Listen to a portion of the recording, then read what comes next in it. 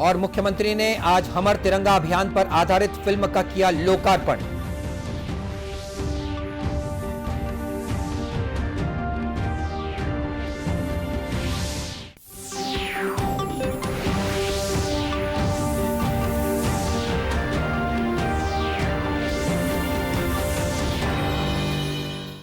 नमस्कार, आप देख रहे हैं दूरदर्शन समाचार। मैं हूं मनीष अहलूवालिया और अब समाचार विस्तार से।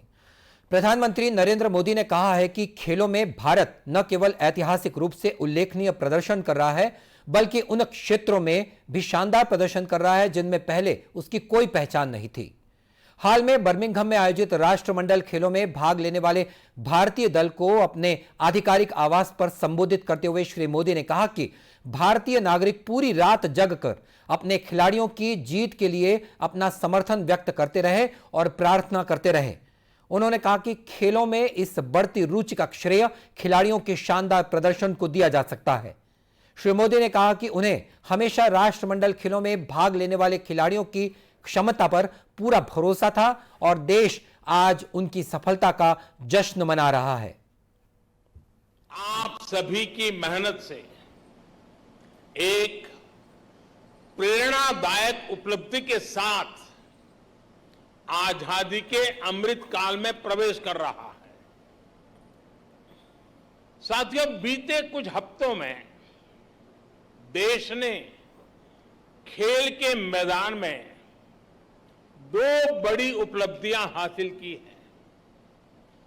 कॉमनवेल्थ गेम्स में ऐतिहासिक प्रदर्शन के साथ साथ देश ने पहली बार चेस ओलंपियाड का आयोजन किया। न सिर्फ सफल आयोजन किया है, बल्कि चेस में अपनी समृद्ध परंपरा को जारी रखते हुए श्रेष्ठ प्रदर्शन भी किया है। मैं चेस ओलंपियाड में हिस्सा लेने वाले सभी खिलाड़ियों को और सभी मेडल विजेताओं को भी आज इस अवसर पर बहुत बहुत बधाई देता हूं। प्रधानमंत्री ने कहा कि तिरंगा सभी खिलाड़ियों के लिए शक्ति और प्रेरणा का स्रोत है। तिरंगे को ऊंचा रखने के उनके दृढ़ संकल्प ने राष्ट्रमंडल खेलों में टीम इंडिया के शानदार प्रदर्शन का नेतृत्व किया। प्रधानमंत्री ने सभी एथलीटों से आग्रह किया कि वे खेलो इंडिया की मीट द चैंपियंस पहल के तहत युवाओं से मिलें ताकि उन्हें प्रेरित और प्रोत्साहित किया जा सके। उन्होंने कहा कि नई प्रतिभाओं को खोजने और उन्हें मंच पर लाने के लिए तेजी से प्रयास करने होंगे। गृह मंत्री अमित शाह ने आज हर घर तिरंगा अभियान के तहत नई दिल्ली स्थित आवास पर राष्ट्रीय ध्वज फहराया। श्री शाह ने अपने आधिकारिक आवास की छत पर अपनी पत्नी के साथ तिरंगा फहराया। हर घर तिरंगा अभियान का उद्देश्य राष्ट्रीय ध्वज फहराने के लिए भारतीयों को प्रेरित करना है। राष्ट्रीय ध्वज को लेकर लोगों के दिलों में देशभक्ति की भावना का जागृत करना और जागरूकता फैलाने के लिए ही यह पहल की गई है। इधर छत्तीसगढ़ में भी हर घर तिरंगा अभियान को लेकर जबरदस्त उत्साह है। राजधानी रायपुर में आज सांसद सुनील सोनी और विधायक बृजमोहन अग्रवाल के नेतृत्व में आम नागरिकों और स्कूली बच्चों ने तिरंगा यात्रा निकाली।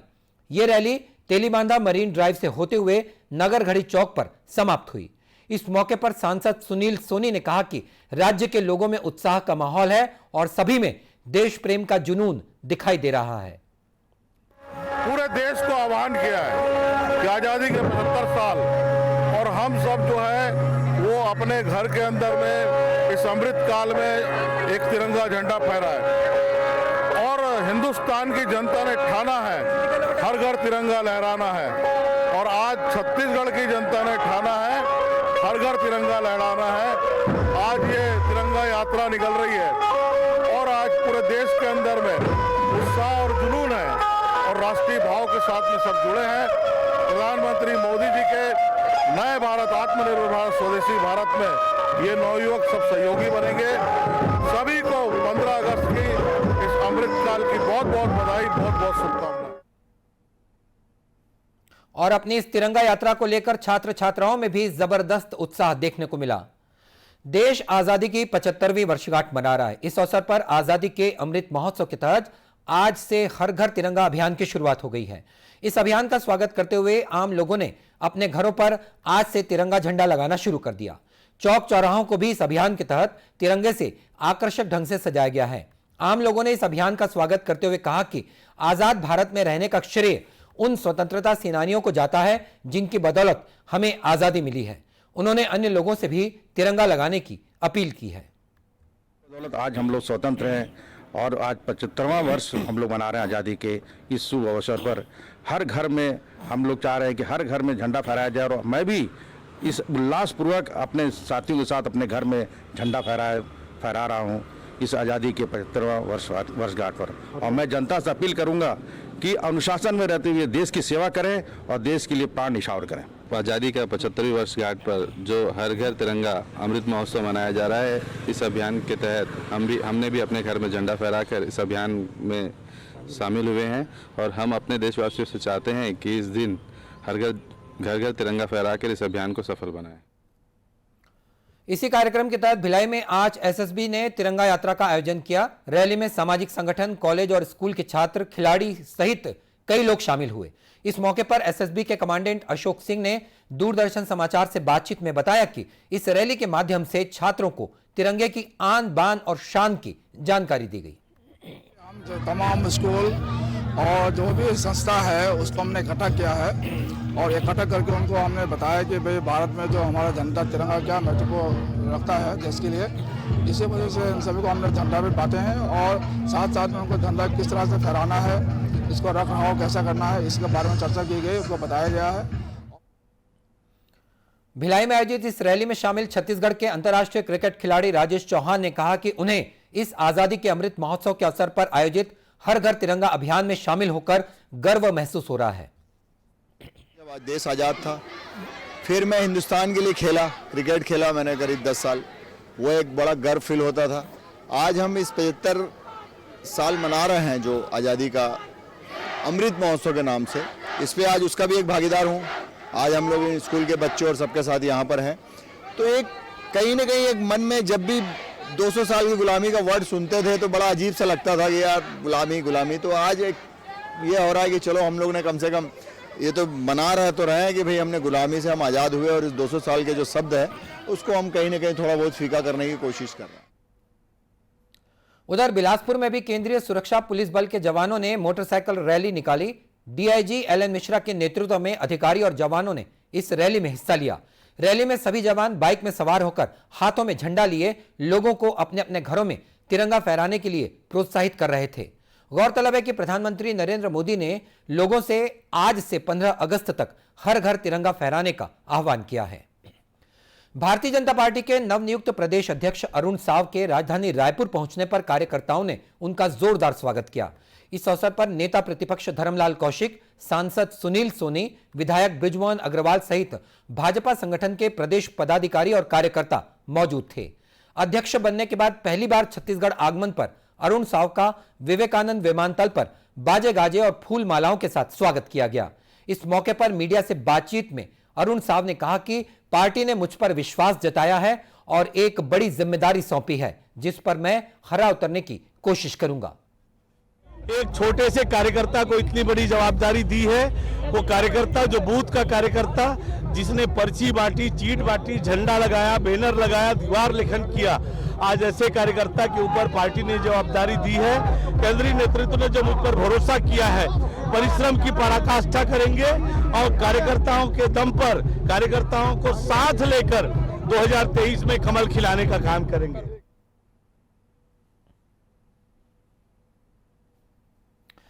मुख्यमंत्री भूपेश बघेल ने आज अपने निवास कार्यालय में स्वतंत्रता की 75वीं वर्षगांठ के अवसर पर हमर तिरंगा अभियान पर आधारित फिल्म का लोकार्पण किया।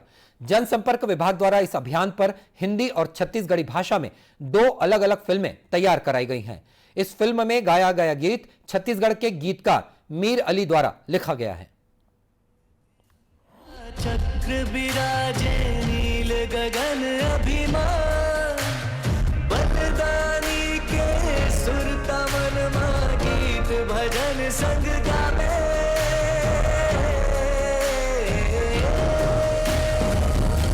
तिरंगा तिरंगा घरों तिरंगा तिरंगा घरों घर लहराए तिरंगा तिरंगा तिरंगा घरों घर लहराए तिरंगा। मुख्यमंत्री ने हमर तिरंगा अभियान के अवसर पर प्रदेशवासियों से शासकीय अशासकीय संस्थानों, दुकानों, इमारतों और घरों पर राष्ट्रीय ध्वज फहराने का आग्रह किया है। प्रदेश भर में आज राष्ट्रीय लोक अदालत शिविर का आयोजन किया जा रहा है। इसी कड़ी में आज जिला और सत्र न्यायालय दुर्ग में एक ही दिन में हजारों प्रकरणों का पक्षकारों की आपसी सहमति से निराकरण किया गया। इस दौरान 34 खंडपीठों के तहत 8,500 मामलों की सुनवाई को रखा गया था। इधर कोरिया जिले के बैकुंठपुर जिला और सत्र न्यायालय में भी राष्ट्रीय लोक अदालत का आयोजन किया गया। इस दौरान भूमि विवाद, पारिवारिक, चेक बाउंस, आपराधिक और श्रम मामलों का आपसी समझौते के आधार पर निराकरण किया गया। इस मौके पर जिला और सत्र न्यायाधीश आनंद कुमार ध्रुव ने दूरदर्शन समाचार से बातचीत में बताया कि लोक अदालत में ऐसे प्रकरणों को रखा जाता है जिसमें दोनों पक्षकारों की सहमति से राजीनामा हो सकता है। जो क्लेम के मामले हैं, दावा प्रकरण के मामले हैं, वो रखे जाते हैं और छोटे प्रकरण जो राजीनामा योग्य होते हैं, जो वर्षों से लंबित हैं, उनका शीघ्र निराकरण करने का प्रयास किया जाता है। बैकुंठपुर में आयोजित लोक अदालत में करीब 7 मामलों की सुनवाई की गई। रायपुर के क्षेत्रीय कौशल विकास और उद्यमिता निदेशालय के द्वारा विभाजन भयावह स्मृति दिवस मनाया जा रहा है। इस सिलसिले में प्रभावित लोगों की पीड़ा को प्रदर्शित करने के लिए एक प्रदर्शनी का आयोजन किया गया है। बीती 10 अगस्त से शुरू हुई इस प्रदर्शनी में विभाजन के पीड़ित लाखों लोगों की व्यथा, कष्ट और पीड़ा को दर्शाया गया है। इस आयोजन के बारे में और अधिक जानकारी देते हुए RDSDE के निदेशक महेश चंद्र करदम ने बताया कि इस प्रदर्शनी के माध्यम से विभाजन के समय लोगों ने किन कष्टों को सहा और किस तरह वे आगे बढ़े, उसे दर्शाया गया है।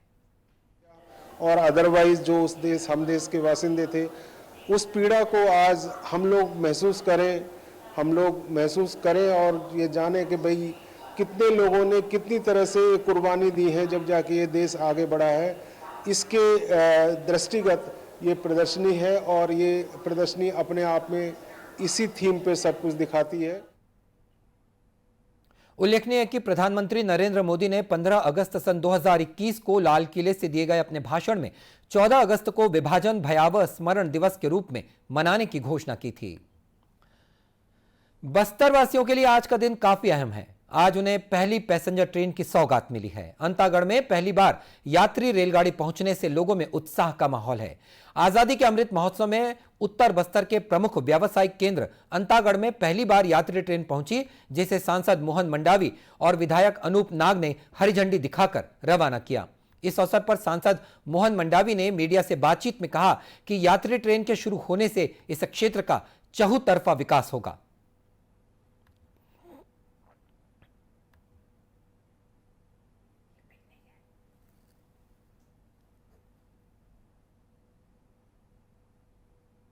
लोग बड़ी खुशी हो रही है। आज छोटे छोटे बच्चे लेकर के बच्चों से लेकर बूढ़े तक इतनी खुशी महसूस कर रहे हैं। पहले बार जीवन में तो कई लोग ट्रेन देख रहे हैं। आज इस क्षेत्र में अब ट्रेन आ जाने के बाद निश्चित रूप से क्षेत्र में विकास होगा, हमारे शिक्षा की स्तर बढ़ेगी, लोगों को रोजगार भी मिलेगा, हम ऐसा मानते हैं।